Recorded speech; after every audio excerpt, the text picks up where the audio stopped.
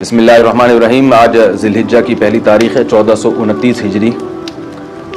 ذی الحجہ کا مہینہ جب شروع ہو جائے تو رسول اللہ صلی اللہ علیہ وسلم کی کچھ ہدایات ہیں اس کے بارے میں۔ آپ صلی اللہ علیہ وسلم نے صحیح حدیث میں فرمایا کہ ما من ایام العمل الصالح فیہا احب الی اللہ من هذه الايام، او کما قال صلی اللہ علیہ وسلم کہ ان 10 دنوں میں اللہ کو نیک عمل بہت زیادہ محبوب ہے۔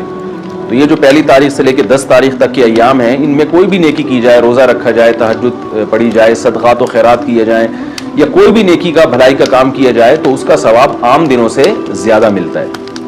دوسری بات یہ کہ یہ جو ایام ہیں ان کی قرآن مجید میں قسم بھی اٹھائی گئی ہے، والفجر ولیال عشر، قسم ہے فجر کی اور 10 راتوں کی۔ تو جمہور مفسرین اس طرف گئے ہیں کہ ان 10 راتوں سے مراد ذی الحجہ کی راتیں ہیں، تو ان کے دن کی بھی فضیلت ہے اور رات کی بھی فضیلت ہے۔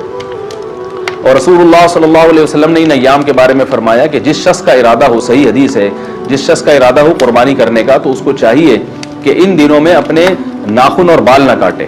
تو بہتر ہے، مستحب ہے، کوئی فرض واجب نہیں ہے، لیکن افضل یہ ہے کہ جس نے قربانی کرنی ہو تو وہ پہلی تاریخ سے لے کر جب تک قربانی نہ کر لے وہ اپنے بال اور ناخن نہ کاٹے، افضل ہے یہ۔ اور ایام تشریق بھی ہیں، ان میں 9 ذی الحجہ سے لے کر 13 ذی الحجہ تک ایام تشریق شروع ہوتے ہیں، جن میں تکبیرات تشریق ہے، جس میں زور زور سے اللہ اکبر لا الہ الا اللہ اکبر وللہ الحمد یہ پڑھا جاتا ہے۔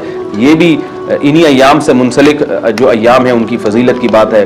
اور 9 ذی الحجہ کے روزے کی ایک الگ سے فضیلت ہے، عرفہ کا روزہ جسے کہا جاتا ہے۔ تو 9 تاریخ کا روزہ وہ آپ صلی اللہ علیہ وسلم نے اس کی بہت ترغیب دی ہے۔ تو یہ چند احکام تھے جو ان 10 دنوں سے متعلق تھے۔ اللہ تعالیٰ سے دعا ہے کہ ہمیں ان ایام کی جو فضیلت ہے ان کو حاصل کرنے کی اللہ تعالیٰ ہمیں توفیق عطا فرمائے۔ وما علینا الا البلاغ۔